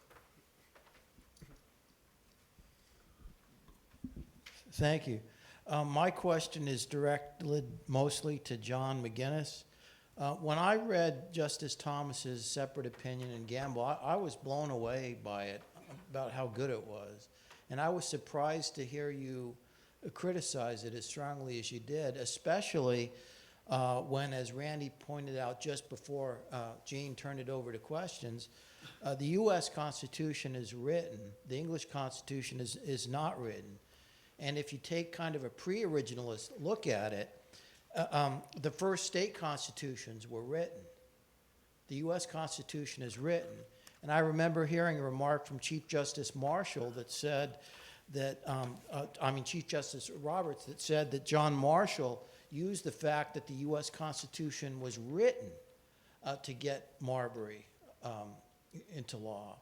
And so I just don't see how you can fail to appreciate Randy's comment that the fact that the U.S. Constitution is written has to mean that a federal judge's approach to precedent would be different than an English judge's. So I just wonder about that. Thank you. Sure. So the basic argument, I think that Thomas, the two problems with Thomas's argument, and so let me begin by saying that there was a lot of Thomas's opinion I sort of agree with, where he actually got to the result of a rule. One of the rules he got, we're not going to overrule something when it's not demonstrably erroneous, is something I share. So it's not as if I think that opinion is worthless or not a useful opinion. One of his arguments, though, I don't think is a sound argument, which is that he argues that the difference is that the English common law was judge-made. But there were statutes in England, and just as he argues correctly, that the judges cannot in the first instance change the Constitution, judges didn't think they had the ability to change statutory law either. And yet, they apply precedents to statutory law. So there's not an evulsive change between the writtenness of the Constitution and other written laws to which precedent was applied. And I don't think he sufficiently takes account of that continuity by suggesting that kind of dramatic change. Secondly, in your example, of course, is that Marshall talks about precedent. Indeed, one of the interesting things, you go back to McCulloch, is he sort of suggests his first argument for why we uphold the bank is not actually his complicated legal argument. It's actually a variety of precedential argument. It's an argument not only precedent from judges, but precedent from the cabinet. But he also, I think, refer to that it had been considered, as it I think had been considered by courts as well. I don't think there's any sense, there's just no sense of jurists at the time that the Constitution is a document that's so different that we shouldn't apply precedent to it. I think most people understood the Constitution like a super statute that took precedence over regular statute. It was written, but it brought in the normal structures for interpreting and written law, as well as the authority, at least, to apply precedent to written law. So that's my difficulty with Thomas's opinion. It's that I don't think he takes account of the continuity that the writtenness of the Constitution, while I think is an extremely important fact, is not such a novel fact that it displaces the ability of the court to apply the kind of general law that they have, authority that they have under the judicial power of Article 3. Let me say something about this invocation of McCulloch and the use of precedent by the Chief Justice, as well as, for example, Madison, as president's use of precedent in his defense of his signing into law the Second Bank of the United States, which is the law that was at issue in McCulloch, also citing precedent. What was at issue there? I should just say up front, there's different ways of interpreting what they were saying. So I'm just going to give you a different way of interpreting. It's not the only way. The different way of interpreting what they were saying is the issue was whether a bank was necessary under the necessary and proper clause. And that is a judgment call as to whether something's necessary or not. And it was Madison Congress, as the congressman in the first Congress, who argued vociferously that it was not necessary. There were other ways of doing it. Jefferson argued in the cabinet it was not necessary. There were other ways of doing things. And then there was a period of time in which there was a bank. And it became, as a result of having a bank, thought that a bank actually turned out to be necessary. And so the precedent that was being appealed to here was the precedent as to whether, in fact, a bank, in the case before the court, qualified, was within the scope of Congress's power to pass laws that were necessary and proper. It would seem to me that past practices and experience would inform a judgment like that, and that's what Madison said in defense of his own view. Jackson, of course, in his veto message of the later bank bill, argued that there was no, that we were not bound by precedent in the sense that banks had to be upheld. He said that because in fact banks were upheld, and then then the bank bill was allowed to lapse, and then you got another bank, and then other Congress didn't renew the bank again, and so there is no real precedent as to whether banks are in or out in that sense. He said, but what he said in his veto message was, what matters is if it's necessary under the terms of McCulloch versus Maryland. It's a legislative judgment as to whether something's necessary or not, and I, as president, exercising my veto power, think it's not necessary, and therefore it's not constitutional, and therefore I veto it. So I think that's really what was going on in the use of precedent there, and so when you have to be careful when you see people appealing to precedent, A, what is the precedent they're appealing to, and B, what work is precedent doing? It may not be doing the work that stare decisis, modern stare decisis doctrine is claimed to be doing today. Could I just mention one point on one other vulnerability of Justice Thomas's Gamble concurrence, at least as I see it, that I haven't talked about. So his rule is demonstrably erroneous precedents must be overruled, right? And here he's drawing on this wonderful article by Caleb Nelson, written almost 20 years ago, where Caleb draws this out and does a fantastic job. I still think there's a concern raised by that argument. If you had a world where you were only within a particular interpretive school, right, so within originalism, say, then it seems to me that drawing a line between demonstrably erroneous precedents and other precedents is something you can do. There'll be questions of application, but it's achievable. I think it becomes much more difficult when you move to a world like the one we have now, where you have adherence to different interpretive philosophies, because then it raises the question, is a precedent that's reasoned in a way that you think is incorrect in terms of methodology, is that necessarily demonstrably erroneous? And if that is the case, then what it does is it undercuts the ability of a commitment to stare decisis to unite judges across interpretive philosophy. And I tend to think that one of the great virtues of stare decisis at the Supreme Court is uniting justices across interpretive philosophy. So that's my problem with demonstrably erroneous. I think it works really well within a particular interpretive school, but when you have a reality of interpretive pluralism and you have different adherents to different methodologies, I think it really hinders what I take to be one of the core virtues of stare decisis. May I ask a question about that? Because I wonder if that's actually true in fact. I mean, people are going to give preference to, again, there's a lot of precedents out there, to the precedent that's sort of inconsistent with their philosophy and how they're going to manipulate precedents. Just again, how could we go about trying to decide whether actually this gives a foundation for agreement or whether this is just gives a foundation for manipulation?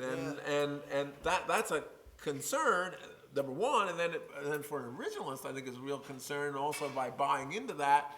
If one of the great powers of originalism is its sense that you're following the text of the Constitution, you're giving up a lot once you say, well, even when the Constitution is clear, we're following precedent, and you're also opening yourself, well, you're going to be doing that when it's when you're yourself manipulating things. So those are kind of concerns I guess I have about that. I completely agree. Yeah, I think those are absolutely concerns. I think the only way to meet them is in actual judicial decisions. I think you need a decision. You need decisions from time to time from non-originalist justices who say, even though this is reasoned in originalist terms, we're willing to stand by it, right? And I think you need vice versa. And I think until you have those things, then you're right. All the talk about the generalities of stare decisis don't really turn out to amount to much, because you still say, well, what does it matter if at the end of the day all the precedents that you've lined up with are ones that are amenable to your interpretive philosophy? So I think it requires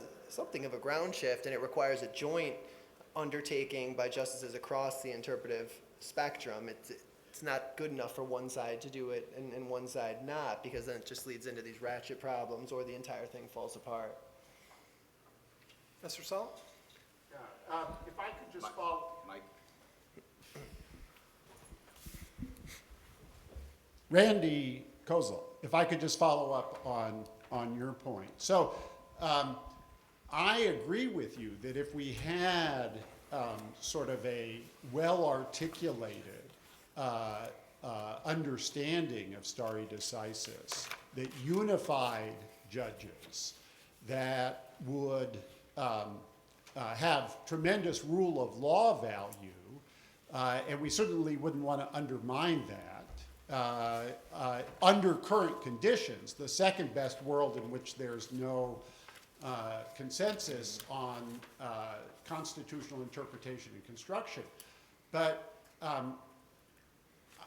do you really believe that there is a well-articulated and agreed-upon approach to stare decisis, either horizontal or vertical stare decisis in the Supreme Court?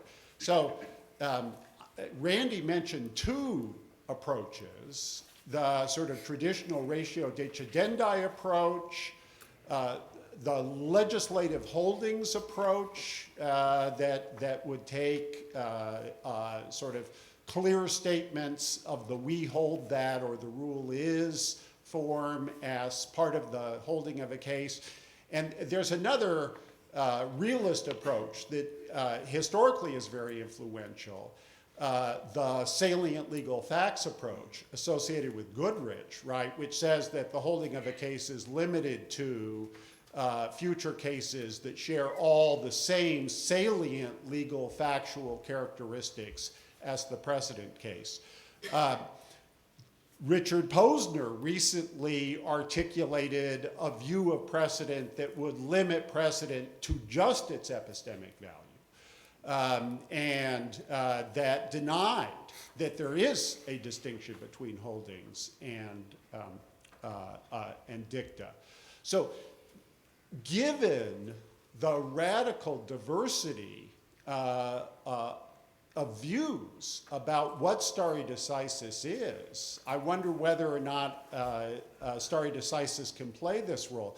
And as someone who writes a treatise on stare decisis, I just want to say that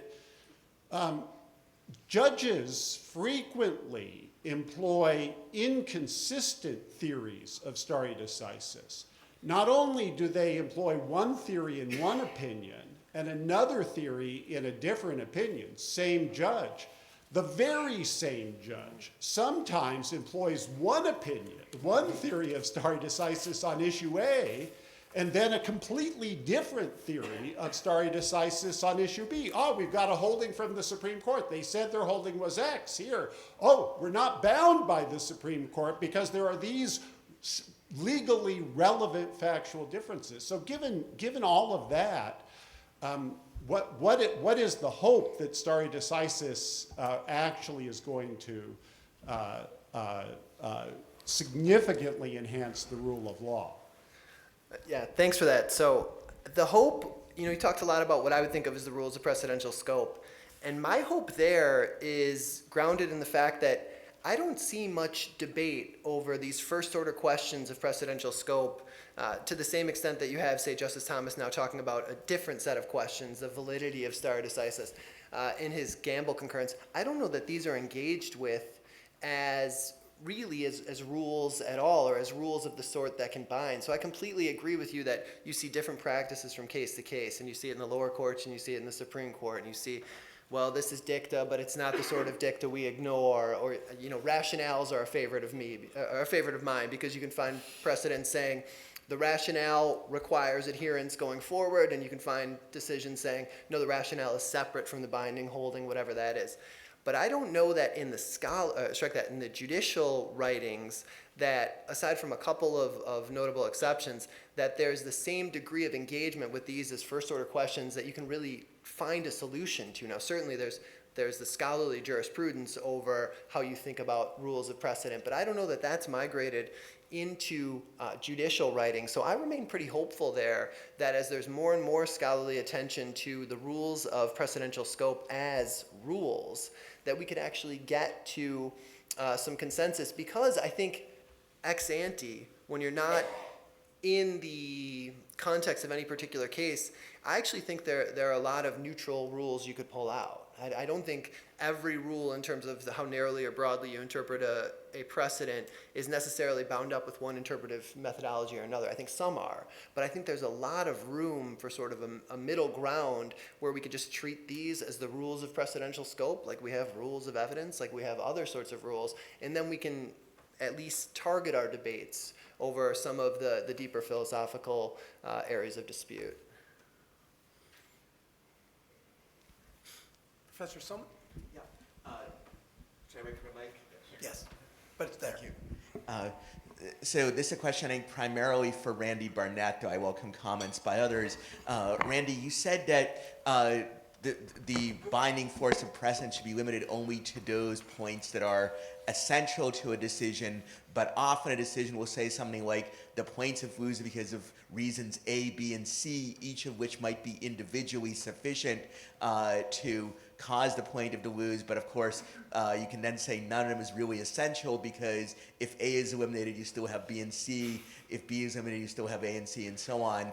And a similar question, you also said that it should be limited to those facts that are actually before the court, but often court decisions will say things like, we must decide the case on these facts this way because otherwise we get this horrible or absurd outcome on other facts, like the broccoli hypothetical in the broccoli hypothetical is an example of this, right? That that the actual broccoli mandate wasn't before the court, but clearly the idea influenced someone to judge it. If you rule one way, you say, well, then a mandate to buy or eat broccoli would be would be covered. So I wonder how your theory would apply to those two sorts of issues. Well, happily, my co-author writes a treatise on stare decisis. You may have heard of him. And so I defer to Larry to answer this question about the nature of the ratio discidendi and how it works.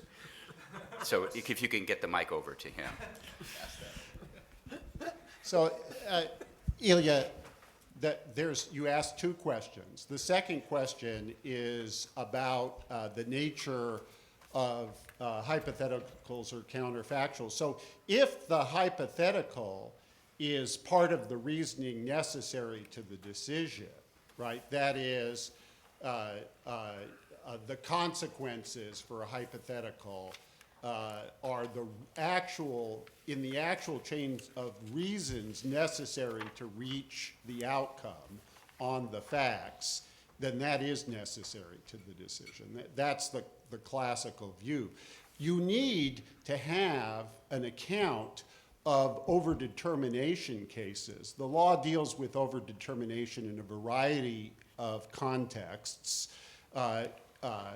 causation, and of course, overdetermined reasoning is another such context. There's reasons A, B, and C for the decision.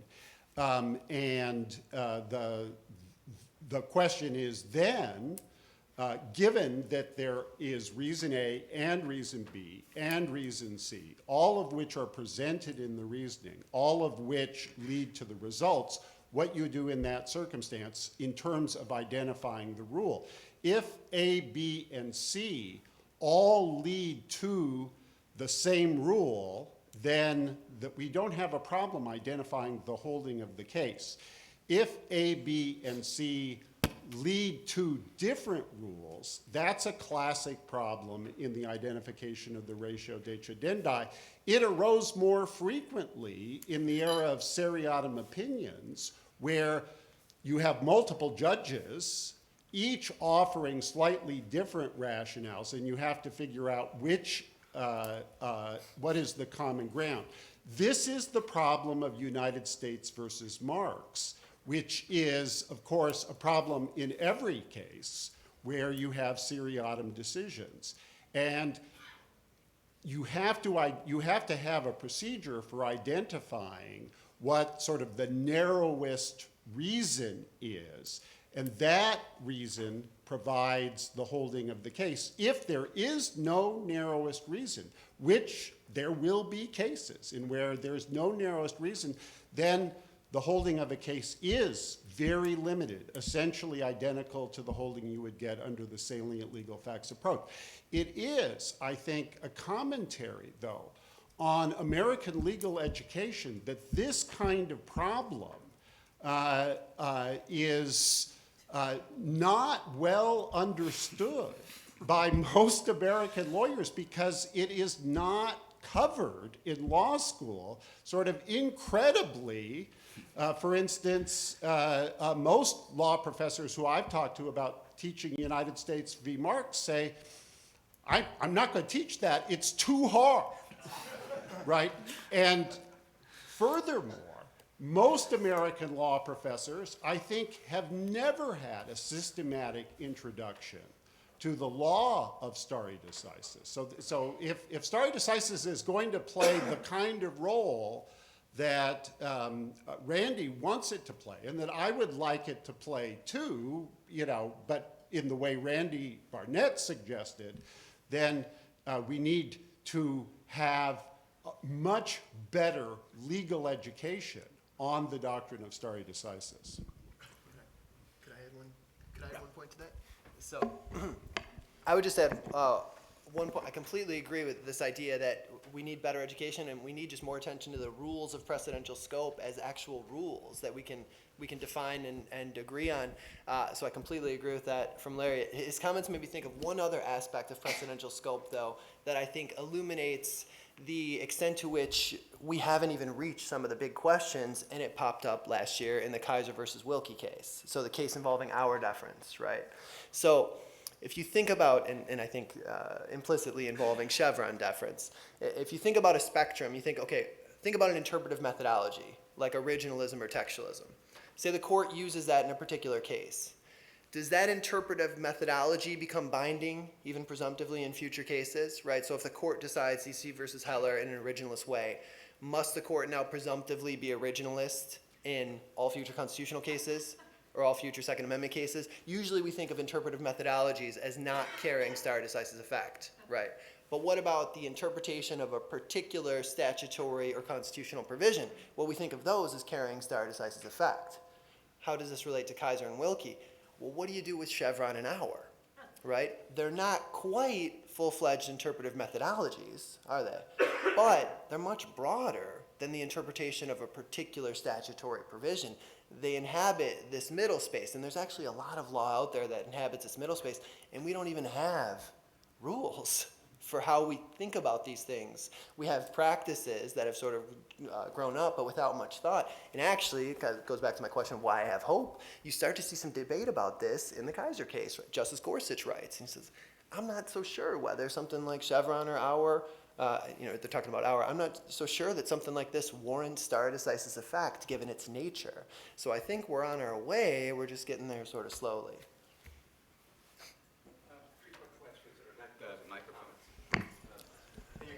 No, but we're being recorded, so we need to have a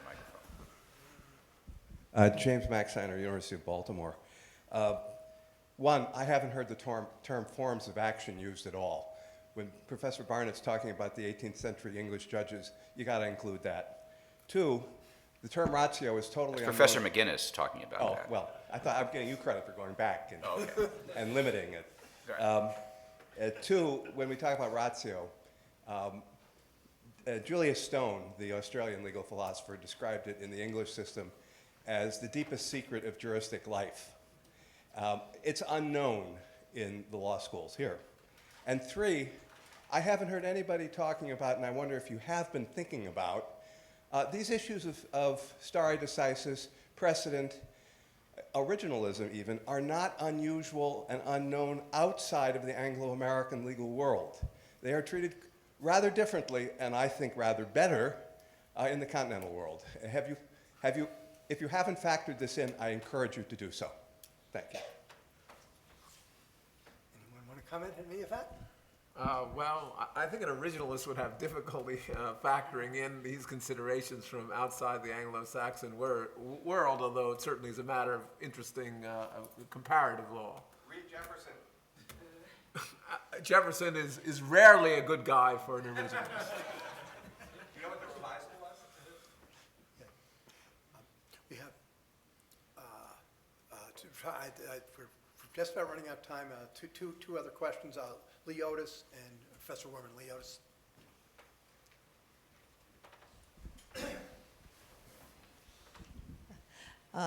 Yes, John, I am wondering what kind of thing you're doing when you're deriving your rules of precedent. It didn't sound to me like you said you're not doing original methods. You say that it's authorized by the judicial power. Are you doing construction? No, we're looking at. No, because it's not going to a question of meaning. What construction? So let me just give a slight primer, at least how I understand matters. So what I think we look for in the debate about meaning is the question of how fully we can figure out what the meaning of the Constitution is. And there are some aspects, some people think that a lot of the meaning of the Constitution is pretty radically undetermined, and we have a construction zone. And I'm not actually necessarily saying there might not be some construction zone. I tend to disagree that it's a very large construction zone once you bring in the methods for which people refined the way of determining meaning, and have a variety of rules like the 5149 rule, figure out how vagueness really becomes different kinds of ambiguity. So that's the debate about meaning. Precedent's not a debate about meaning. It's a debate about the common law. And once one decides something is a matter of the common law, I don't see it as a matter of construction in that sense, about trying to figure out the meaning of a provision or saying the meaning is underdetermined. It's a matter of deciding, well, should you give precedence in certain circumstances to precedent or the best meaning of the Constitution, a matter that, as I've tried to suggest, that in English law was understood to be a legitimate way of proceeding. So once one decides that's a matter of general law, there's a view that judges can work the general rule pure. They take into account a variety of considerations, and they come up with the best view of rules given those considerations. And those considerations can change over time. They can change in different contexts. They can change in different contexts from statutes and from the Constitution. So I think this is a different kind of enterprise than either original methods or original public meaning. It's a matter of the debate about general rules in the common law, and there is space for that debate in the Constitution because it is this legitimate part of the judicial power that is authorized by Article 3. I think John has just described in his third category, constitutional construction, in the sense that it's not about meaning, it's about giving legal effect to meaning. And his theory of stare decisis is a way of giving effect to legal meaning, to the meaning of the original meaning of the text. And so that is the core definition of what construction is as it's been defined by those people who think it exists.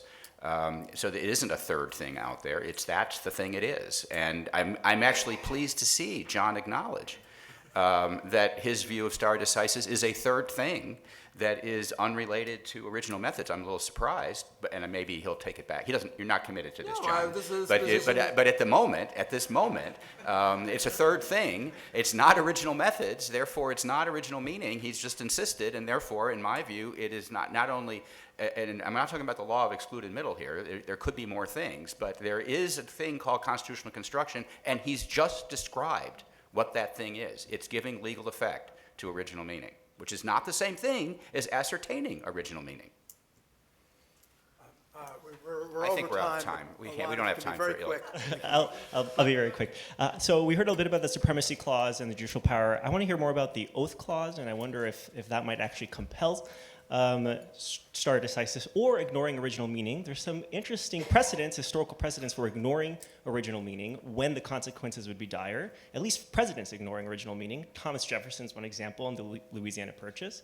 He never reconciled himself to the constitutionality of that, and he said, "Shall the whole nation be lost by scrupulous attention to the Constitution in this particular instance?" And then Abraham Lincoln said the same thing.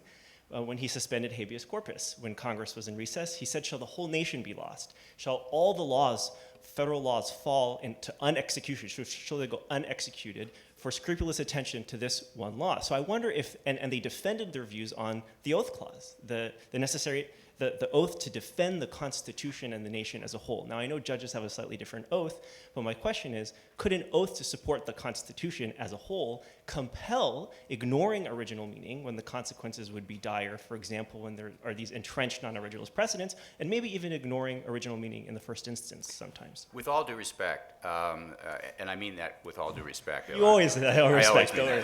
I never doubted it. That's not what that preface normally means, but in this case, I mean it. With all due respect, that is not a question on the topic of this panel, which is the role of stare decisis. It's a question about the limits, if any, to the constraint principle that is part of originalism. And the constraint principle, to refresh your recollection from earlier, is that constitutional actors ought to follow or somehow have their decisions informed by or dictated by original meaning. But this is a question of whether that principle is ever defeasible.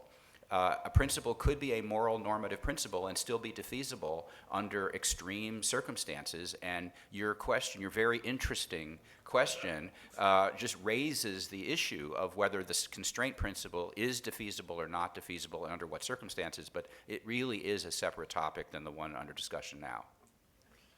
Well, I want to thank the panel for a wonderful discussion. When do we resume? We have two breakout sessions, one at 2:30, one in this room, and one in the Capitol room. I have no idea where the Capitol room is, but I'm sure others do. Thanks so much. It was a pleasure. Hi. Thank you. I appreciated all of that. Oh. Reinforcing. Okay, well, persuasive, I hope. Only interested. To hear about the new projects too. I didn't know you and Larry were pushing this sort of distinction between non-ideal and